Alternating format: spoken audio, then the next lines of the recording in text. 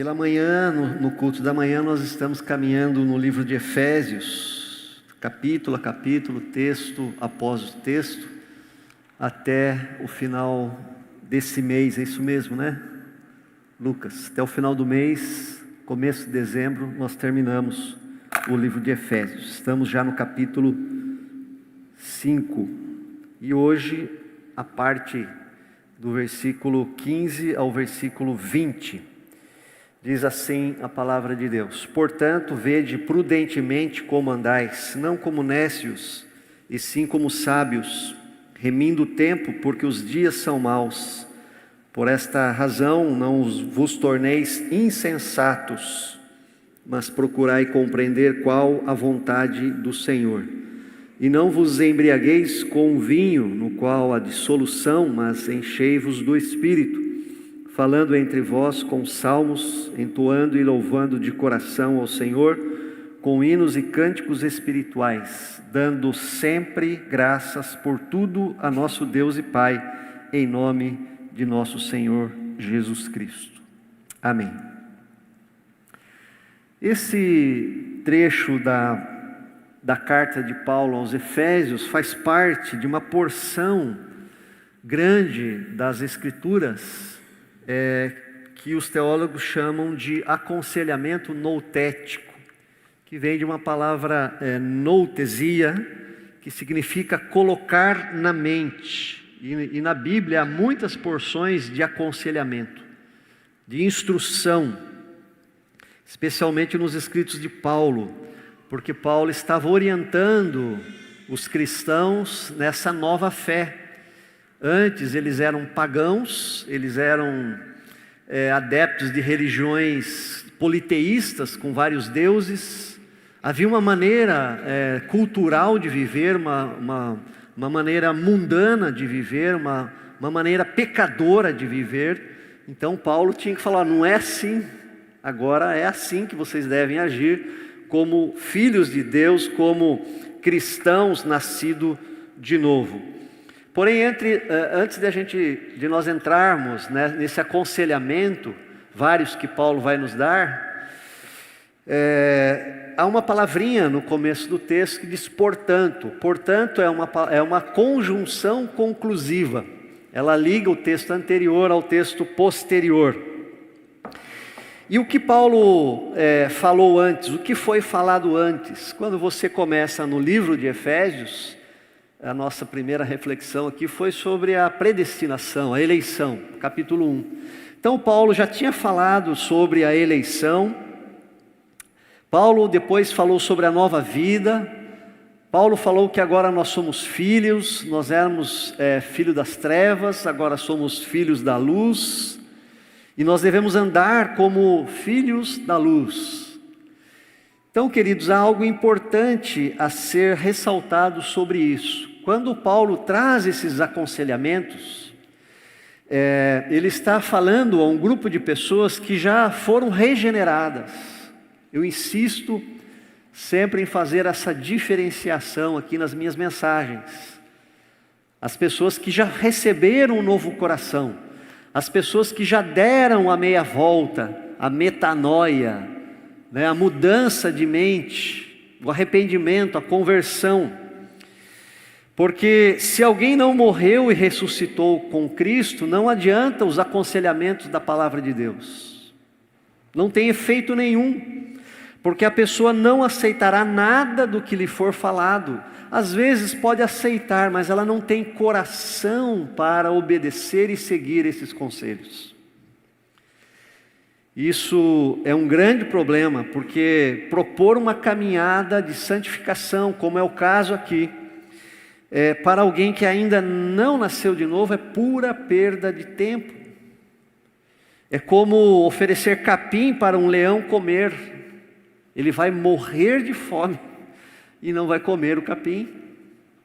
Assim como querer aconselhar um gato a se arrojar na lama, ele não vai, não é a natureza dele. Portanto, ninguém pode ser obediente sem a regeneração, sem ainda ter crucificado o velho homem e com isso ter sido liberto do pecado por receber uma nova natureza, um novo coração. Moral, ensino apenas não muda absolutamente ninguém, pelo contrário, torna-se um fardo para quem não tem um novo coração, porque ele quer obedecer, mas ele não consegue obedecer, porque ele não tem uma natureza obediente, um coração obediente, é um velho coração escravo ainda do pecado. Mas Paulo disse lá atrás, no capítulo 2, que ele diz assim: vocês estavam mortos por causa da sua desobediência e de seus muitos pecados, mas Deus foi rico em misericórdia e nos amou tanto que, embora estivéssemos mortos por causa de nossos pecados, Ele nos deu vida juntamente com Cristo. Pela graça fomos salvos, ou sois salvos. Uma vida nova, ressuscitada em Cristo. Portanto, agora que vocês são regenerados, agora que vocês já foram convertidos pelo Espírito Santo, eu quero dizer algumas coisas que vocês devem fazer, porque agora vocês têm um coração para conseguir cumprir a direção que eu estou propondo para vocês. E aí ele diz assim: portanto, vede prudentemente como andais, não como nécios, e sim como sábios, remindo o tempo, porque os dias são maus. Por esta razão não vos tornei insensatos, mas procurai conhecer ou compreender a vontade do Senhor. Se fôssemos resumir esses 3 versos, Paulo estaria dizendo assim: sejam sábios, andem com prudência, porque o tolo não vive assim. O tolo não vive com prudência, ele vai para cima, ele atropela a tudo e todos. O tolo, o esperto, o insensato, ele se acha mais forte, ele quer prevalecer, ele vai sem prudência, mas vai bater no muro. Vocês não, vocês foram transformados e o Espírito de Cristo habita em vocês. Vocês agora manifestam bondade, agora vocês manifestam paciência, agora vocês manifestam mansidão. Então vocês têm condições de viver com prudência. A prudência está somente no dicionário de pessoas inteligentes e de pessoas sábias. Tem a ver com prever o futuro, tem a ver com parar, tem a ver com analisar, enxergar mais longe e se preparar pelo que vem à frente. Isso é prudência. Vamos colocar aqui uma situação.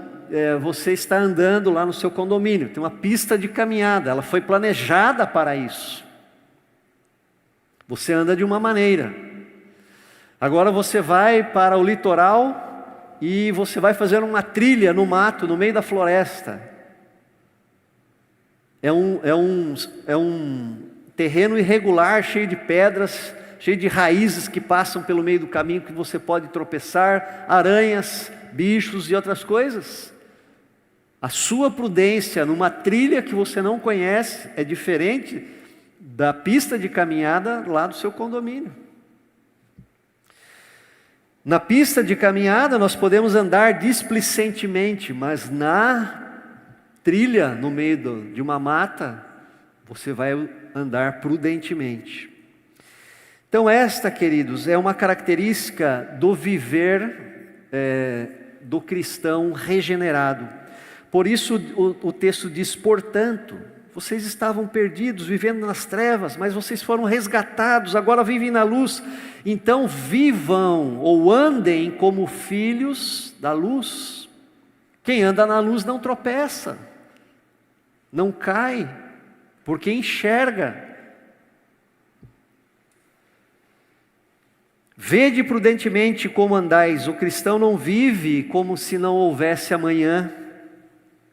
O cristão não deixa a vida o levar, mas ele vive com os olhos fitos ou fixos em Jesus. preocupado em agradar o seu Senhor e se preparando para o futuro eterno. Duas atitudes são sugeridas aqui pelo apóstolo para um viver sábio. A primeira, remir o tempo. Remir tem a ver com comprar.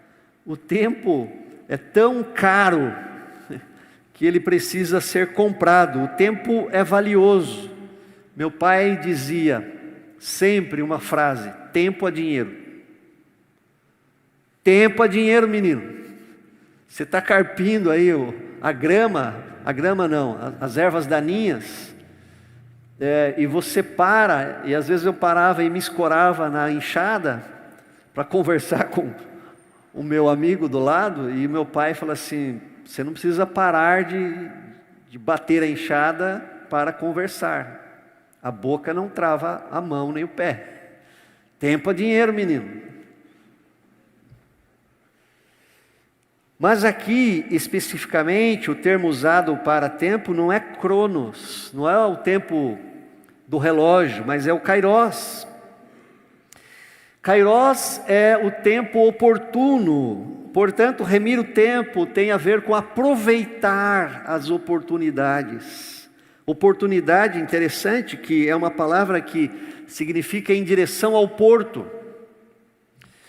Os navios, para aportarem, precisavam de uma maré alta e de ventos favoráveis. Então, quando isso acontecia, era uma oportunidade. Eles iam em direção ao porto. Oportunidades vêm e vão, e às vezes não voltam. Há quem diga que a oportunidade ela tem um topete, e quando ela passa você precisa agarrar esse topete, porque ela pode escapar. Então nós precisamos aproveitar, precisamos estar de olhos abertos, atentos. Deus é um Deus de oportunidades. Deus nos deu uma oportunidade em Adão e Deus nos dá uma nova oportunidade em Cristo.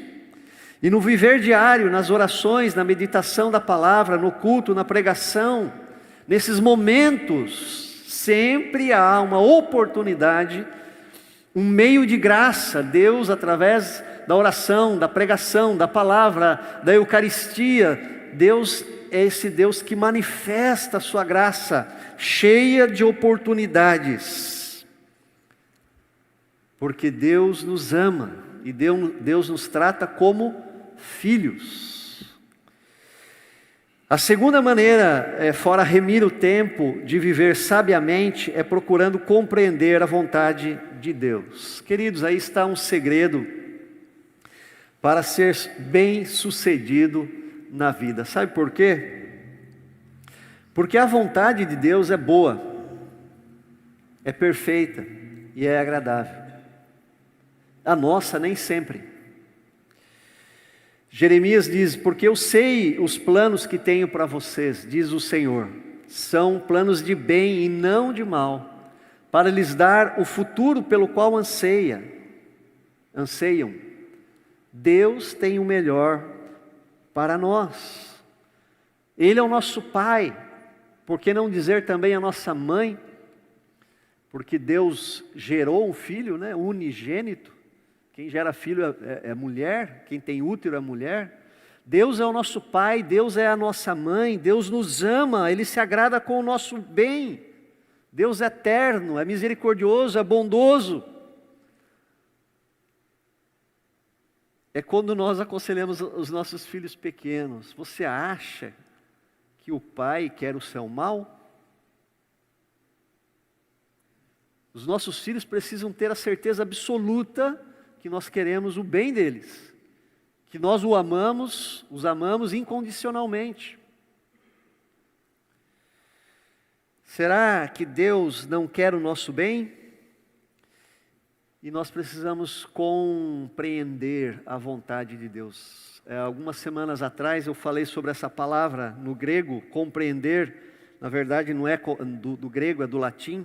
Significa prender, significa segurar. Compreender a vontade de Deus é muito mais do que entender, significa tomar para si. João Batista, o profeta, no tempo de Jesus, disse: convém que ele cresça e que eu diminua. Ou seja, que prevaleça a vontade dele e não a minha. O próprio Cristo, lá no Getsêmani, disse: não faça a minha vontade, mas seja feita a tua vontade. O apóstolo Paulo também, dizendo sobre isso, ele diz: eu estou crucificado com Cristo. Eu não vivo mais. O eu não vive mais. É Cristo que vive em mim. Ele me sobrepuja. Eu enterrei o velho homem. Agora é um novo homem revestido de Cristo. Eu sou escravo, ele usa essa palavra, de Cristo. Eu não tenho vontade própria. Ele é o meu Senhor. Compreender a vontade, então, de Deus significa se anular para que a vontade de Deus seja manifesta. É o que muita gente não quer, se anular. Mas é a melhor maneira de se viver, esperando da vontade de Deus, submetendo a vontade de Deus. Segundo lugar, depois de falar para viver de uma maneira sábia, o apóstolo diz: encham-se do Espírito. E não vos embriagueis com o vinho, no qual há dissolução, mas enchei-vos do Espírito, falando entre vós com salmos, entoando e louvando de coração ao Senhor com hinos e cânticos espirituais. Interessante que essa palavra encher-se, ela não tem a ver exatamente com quantidade, não tem a ver tanto com conteúdo, como esse cofrinho aqui, ele está leve, ele está vazio, mas ele tem a ver, aqui com ser controlado, Eu vou citar uma outra passagem aqui para explicar melhor. Quando Jesus estava em Nazaré e ele pega o rolo do livro de Isaías, e abre em Isaías 53, ele diz, está escrito lá, né? Isaías 53, não, é Isaías 61, mas essa passagem está em Lucas 4. Isaías 64, agora não lembro de cabeça. Mas ele pega lá e leu o Isaías que diz assim: porque o Espírito do Senhor está sobre mim, pelo que me ungiu para evangelizar os pobres, para proclamar libertação aos cativos, restauração da vista aos cegos, para pôr em liberdade os oprimidos e proclamar o ano aceitável do Senhor. Quando Jesus abre esse texto e ele lê e ele diz que hoje se cumpriu essa profecia, ou seja, eu sou o ungido do Senhor, eu sou o Messias, em outras palavras, o texto na sequência diz assim: todos na sinagoga, ouvindo estas coisas, se encheram de ira. Todos ficaram controlados ou possuídos pela ira, nesse sentido. Encham-se do Espírito, sejam controlados pelo Espírito e não mais pela carne. E aqui nós temos algo interessante, porque no português nós temos a voz ativa e passiva. Mas na língua grega nós temos a voz intermediária, onde o sujeito é, ao mesmo tempo, o autor da ação, mas também o receptor da ação. Encham-se do Espírito. Deixem-se encher pelo Espírito. Deixem-se ser controlados. É uma atitude que eu devo tomar e ao mesmo permitir. Experimente a bênção que isso traz.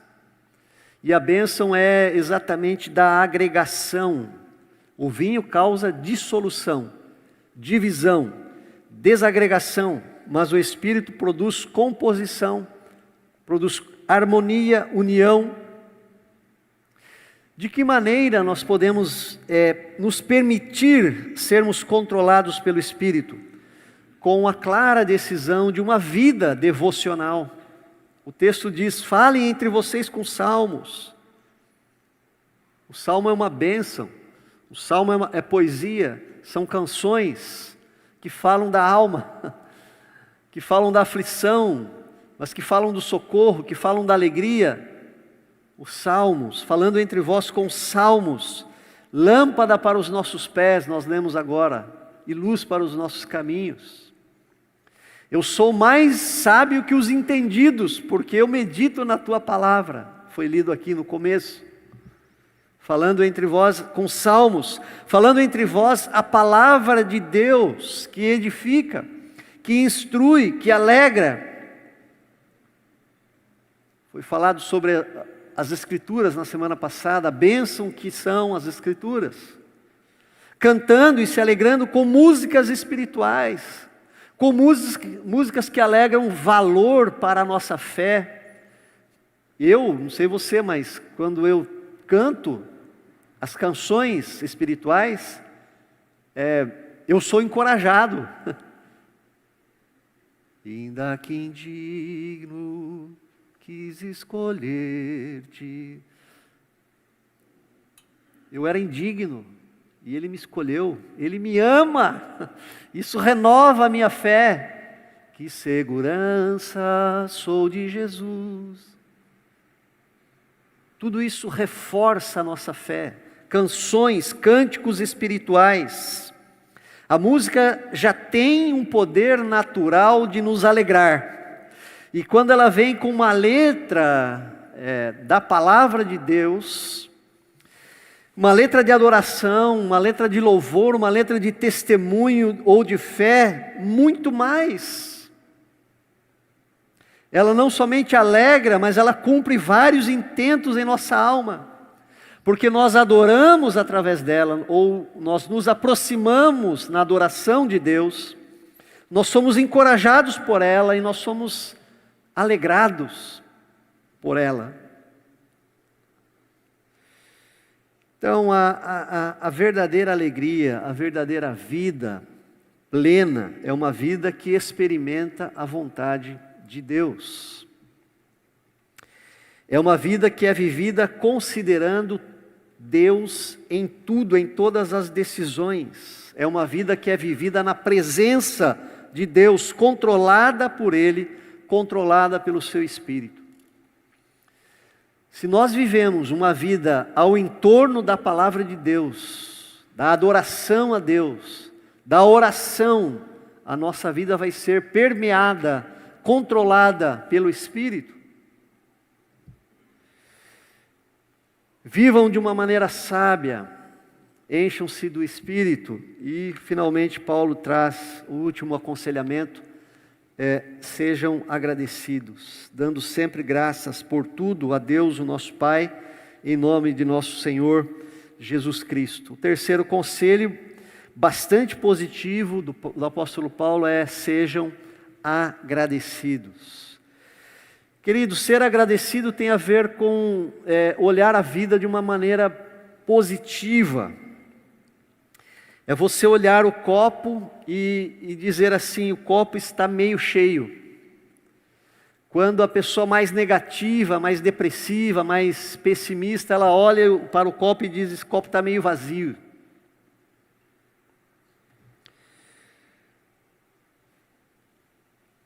Ser agradecido é reconhecer que não temos tudo, mas temos o suficiente.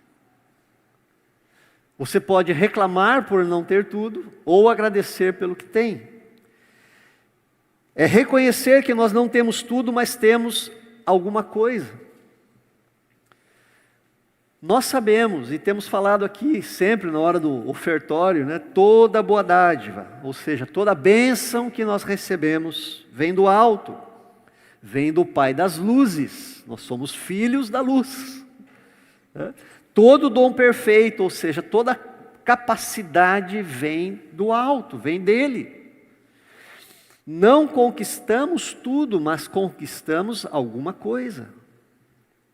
Não estamos como viemos ao mundo, nus e sem nada, nus e com fome.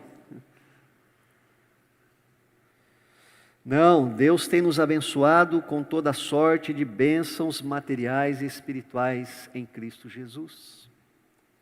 Nascemos, vivemos, nos movemos, temos uma família pequena, nuclear, e temos uma família maior, a família da fé. Nós temos amigos, nós temos instrução, nós vivemos num país que não tem bombas estourando sobre as nossas cabeças. Nós temos a palavra de Deus, ninguém pode nos impedir de conhecer a Cristo por meio das Escrituras. Que privilégio! O Senhor é o nosso pastor e nada tem nos faltado, conquanto ainda falte várias coisas para nós ou para a nossa vida, que nós julgamos que falta, né?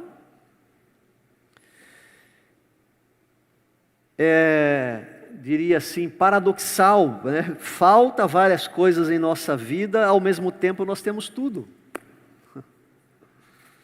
Porque temos o Cristo, o pão da vida, e Ele sacia a nossa fome espiritual. Nós temos o seu Espírito, que é a água viva, que nos mata a sede do Espírito.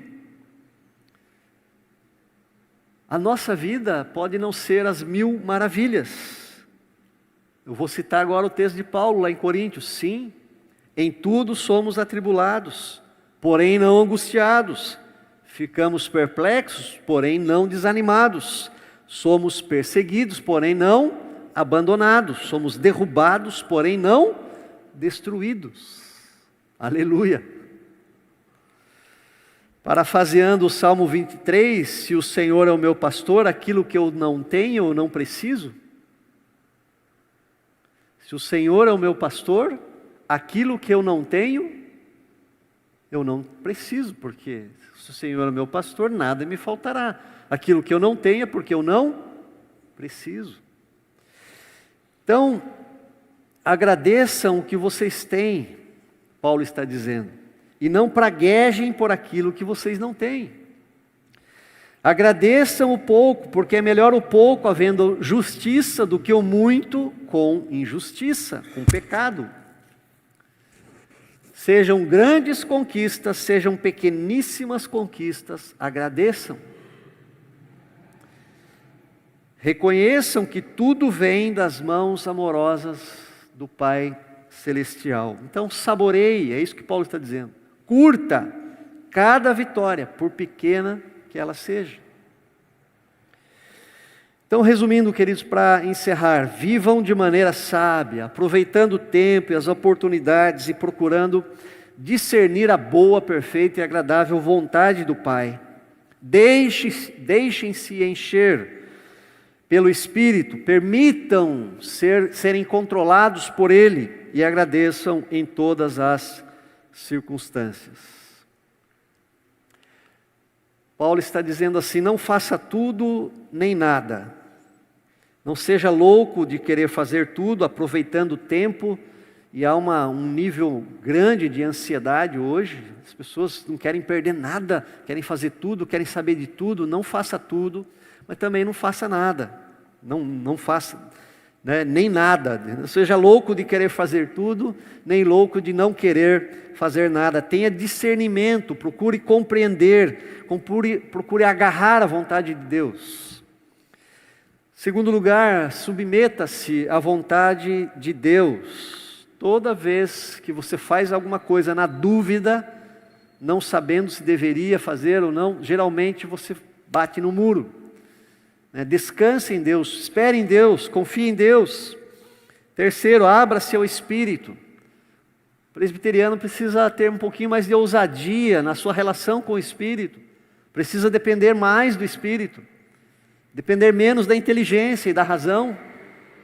Há muita coisa entre o céu e a terra que a nossa inteligência não capta, a nossa racionalidade não pega.